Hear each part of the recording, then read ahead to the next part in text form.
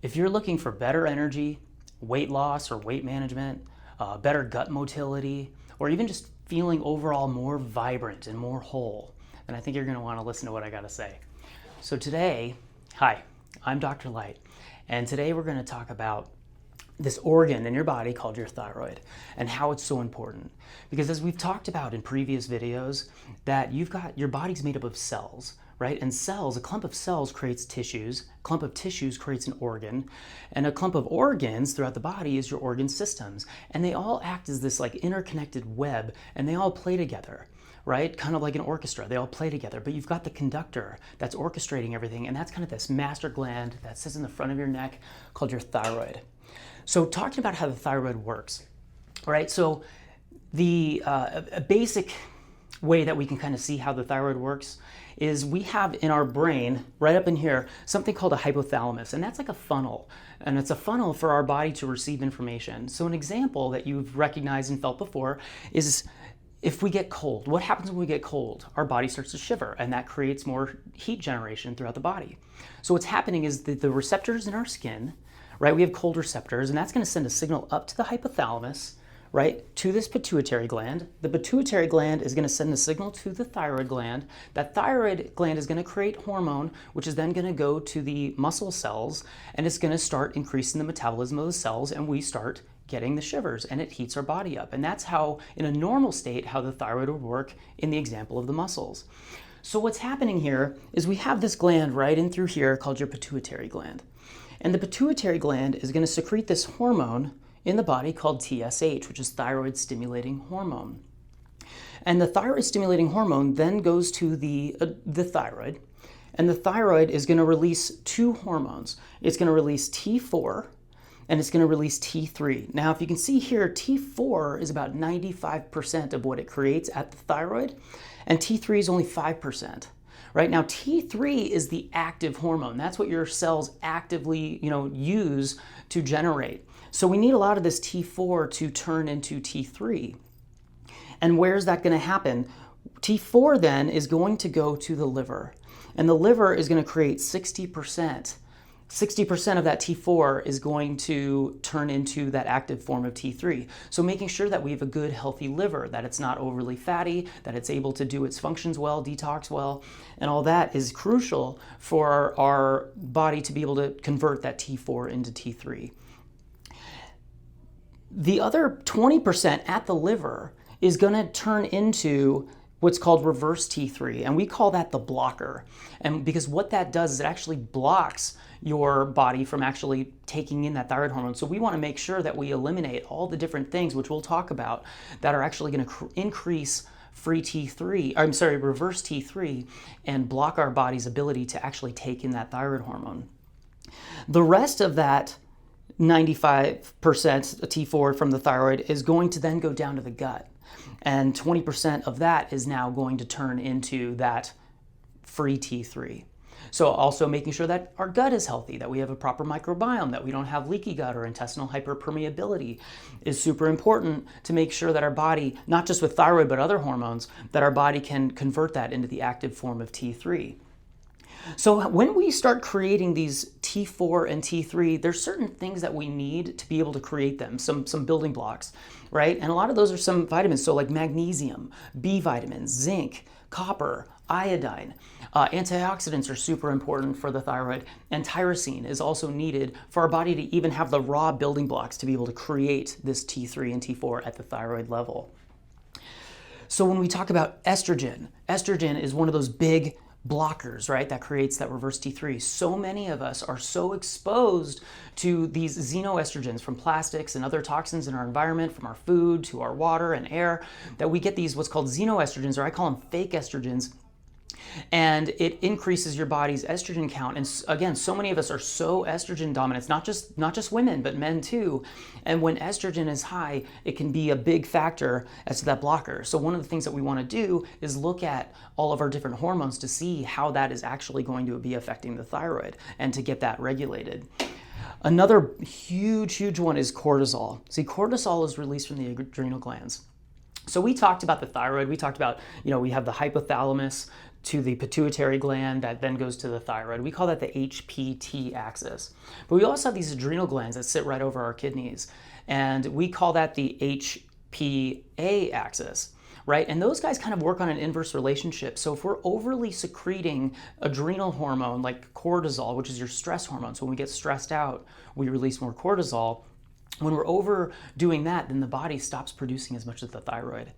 And cortisol is going to go up if we're either in a hypoglycemic state, if we're exposed to certain toxins, environmental stresses, emotional stresses, our body's going to release more cortisol. So making sure that we test our circadian rhythm throughout the day and look at our cortisol levels, our stress hormone levels, is going to be super important to make sure that we are able to form and utilize the thyroid hormone properly.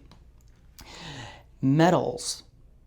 Metals are super important because we are so exposed to, mercury and aluminum and cadmium and lead and all these so many different metals in our environment. And what happens is like I said, every organ has cells, right? And those cells have a receptor. So your cell looks like it's a cell, and there's a little receptor there. And for the thyroid hormone, we'll say T3, for that to come in and bind to that receptor, it then goes into the cell, and it needs to go to the mitochondria where it can start building that up and creating more energy. That mitochondria needs to have it needs a methyl group, and it needs some other vitamins like vitamin A. So checking, and we can do like a full micronutrient test, antioxidant test, and see what it is that our body needs to be able to form this properly. But we need to make sure that we can get that in there so it can be utilized. One of the problems with some of these metals is that those metals will come through the body and they actually bind onto those receptors and they block it. So then that thyroid hormone, we can get a blood test, and I see this all the time. People have all these, hypothyroid, or their thyroid is off, the symptoms, and then they get a blood test and it's like, your thyroid looks fine, your blood looks fine.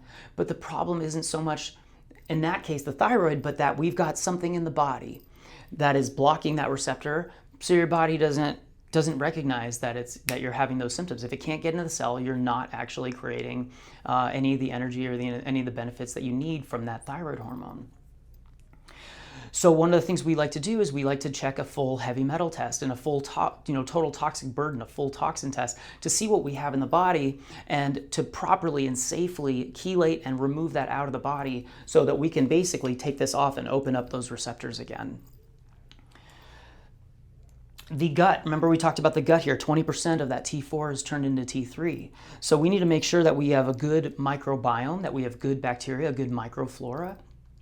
And we need to make sure that we don't have something called leaky gut, or also known in the gastro field as intestinal hyperpermeability, where we're not absorbing the nutrients, properly, and we're going to absorb other, toxins and other chemicals and other pathogens and things like that into our bloodstream, which is going to affect, and that can actually lead to something else called Hashimoto's or Graves' disease, and that's autoimmune disease of the thyroid. If you know anybody, or if you yourself has been diagnosed with Hashimoto's or Graves' disease, what do they often do? They often put you on thyroid hormone. Especially with Hashimoto's, they'll put you on Synthroid, which is T4. The problem, though, with that is that's becoming an immune issue. It's not a thyroid issue. But how do they treat it? They treat it with more thyroid hormone. It doesn't make sense. You got to address the immune system in that regard. But under normal situations, if we're not able to get those thyroid hormones into the cell, we are not going to demonstrate the symptoms. And a lot of times it can take years for blood work to actually show that you are in a state of like hypothyroidism, when symptomatically you've had it for a long time. So oftentimes you'll go to your doctor and they'll order blood work and be like, you say you have all these hypothyroid symptoms, they order blood work, oh, it looks fine, let's just wait and see. And they're really just waiting and waiting until finally your blood work catches up. When ultimately we want to address our nutrient status. We want to make sure that our hormones are functioning properly. We want to make sure that our adrenal glands aren't releasing too much cortisol, and that our insulin, our blood sugar is regulated. We want to make sure that we don't have all these heavy metals, that our gut is functioning properly, and that we have a good, robust microbiome. And we also want to make sure, so we need to address the gut. We also want to make sure that we don't have too many environmental toxins. So we got environmental toxins like PCBs and dioxins and flame retardants. You buy new carpet, new bedding, new drapes. A lot of it's sprayed down with fire retardant, and it's really toxic to our body. Phthalates and parabens, which we'll find in a lot of cosmetics. Phenols, so one of the big phenols that most people know of is BPA from plastics. And pesticides, right? There's pesticides sprayed all over our everything, right? All over your rocks, all over your, good, healthy food, right? It's sprayed over everything. And we get exposed to all of that. And all of that is going to increase that blocker, that reverse T3, which blocks. Another thing that blocks it is chronic infections. A lot of people have chronic infections that they don't recognize, and it's going to increase that reverse T3, the blocker, and not allow our body to actually utilize that active T3 properly. So what do we want to do? We want to make sure that we get tested. We don't want to guess what's going on. We don't want to just look at the thyroid when healing the thyroid. We don't want to just get a blood work that says, oh, okay, thyroid looks okay, when it might not be okay because of all of these other things that are throwing it off. Again, in the medical system, what do? They either medicate or they cut things out. They're either going to do a thyroidectomy eventually, or they're going to throw you on medication until that happens. But remember that you are in control of your health, right? You are in control of everything that goes into it and everything that's going to eventually come out of it. And I want to encourage you and empower you to be able to look into what steps are necessary, what can be done to really address the root causes as to why we might be having energy issues, weight loss issues, just feeling depressed or not having that vibrant feeling like we should. We all should be like that Hallmark card that we're all jumping up and feeling great, but we're not. And a lot of that comes from deeper down root cause issues as to what's going on. So again, I'm so glad that you listened to this. I hope you got something out of this. There's so much more that is involved with the thyroid than we usually thought. So hopefully you learned something. Thank you for listening. Again, mind, body, spirit. God bless.